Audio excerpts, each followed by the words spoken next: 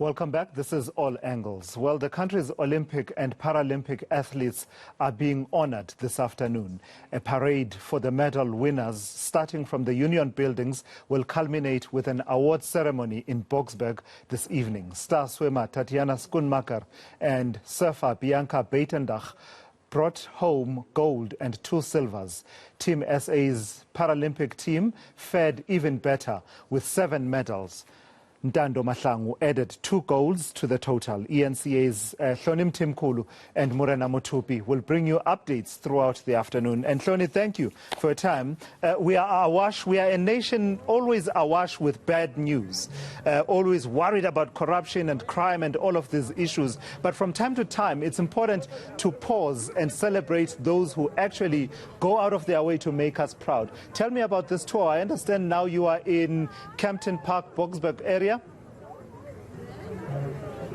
Yeah, Chilash, you talk about how we need a bit of hope, and we have to remember that this whole Paralympics campaign started with a bit of controversy, I would say, when there was confusion around whether the athletes would be rewarded for their performances at the Tokyo Games. But of course, we've come a long way since then, and we've had that confirmation about what would happen. And we are here today where there will be this bus parade that, as you said, will start at the Union buildings, and it will go all around between Pretoria and then into Johannesburg as well, just so that people can see who the medalists were from the Tokyo Paralympics and the Olympic Games. So at the moment, I'm at the Birchwood Hotel. The bus, I'm going to move out of shot, has just arrived with the athletes.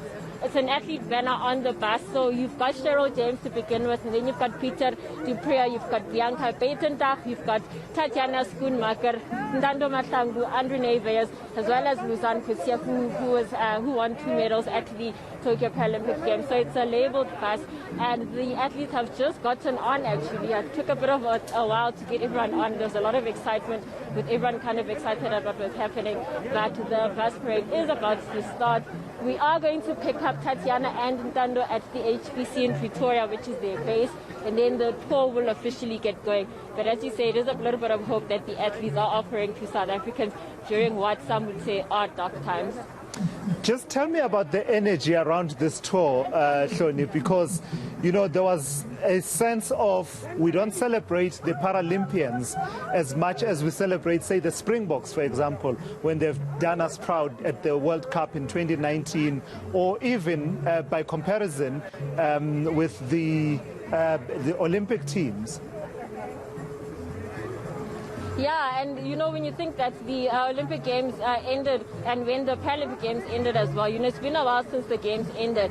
But the fact that the department made good on their promise that they would celebrate these athletes, says a lot about what the department wanted to do. And in the whole process, they've been big on it's the Olympic team and it's the Paralympic team as well. I think we always concentrate on the Olympic team and forget that the Paralympic team actually always comes back with more medals than the Olympic team. So there's a lot of excitement just being here. There's music on, but just listening to everyone. Some of them haven't seen each other for a few weeks. There've been a few other celebrations, like one sponsor, Toyota, also has something for the athletes. We remember that for the Olympians, Bianca and Tatiana, they had a crowdfunding initiative, and they were also handed over their bonuses from that. So there's been a fair bit of excitement around this, and I imagine that today, with this bus parade going around, and hopefully with people kind of coming out and seeing what it's all about, that excitement will be ramped up even more. And there's going to be an awards evening also in Boksburg a bit later on. Tell me a bit more about that. Yes, so this evening, I think it starts at 6 o'clock. The sports minister, he's not here now. The department isn't here per se now, but it's stuck at the moment, and the sports trust, who are quite obviously involved with the Olympic and the Paralympic team. But this evening, the sports minister will have a recognition of excellence awards dinner. It is something that he's done before. Remember that last year when Banyana won the COSAFA Cup, they were congratulated with a host of other athletes as well, like the cricket team, the women's cricket team, after they had done well at last year's T20 World Cup. So it's something that he's trying to do. I know we call him what we call him, the Minister of Condolences and Congratulations, but it is something that he has tried to do quite a bit of. And so this evening will be about celebrating the athletes. And we are getting on the bus, I believe, because the bus is about to go, and they were waiting for us to get on. So going to try and get on safely onto the bus and get going with this tour around Joburg and Pretoria. All right, Hloni, I think it's getting a bit noisy inside the bus there. It's a carnival atmosphere. I cannot believe you called Nathi Mthethwa the Minister of Condolences and Congratulations. I will not be joining you. I didn't call him that. I said people call him that. No, you said people we call him that. Not me. I don't call him that. All right, Hloni, I don't know if you can take one quick one. Just lastly, in terms of the reward from all of this, we can talk financial reward and we can talk sponsorships and medals, etc., etc. But I think I would like you to talk to the reward of inspiring young South Africans, the likes of Ntando Mahlangu, Tatiana Schoonmaker. We have names, for instance, my generation, going back as far as Ezekiel Sepeng and people such as Penny Haynes, names that we've always looked up to and can still remember to this day. I imagine for those athletes, nothing will trump that ability to inspire.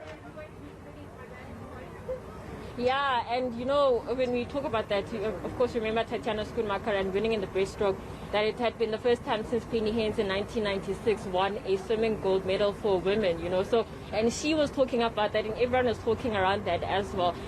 But all of them, when they were asked, we had another celebration event a few weeks ago, and when they were asked just about their plans and what the financial benefit of all of this means, they said that we don't do this for the financial gain, we do it for the passion. But they also spoke about how they want to inspire other youngsters. They want this to plant back to communities.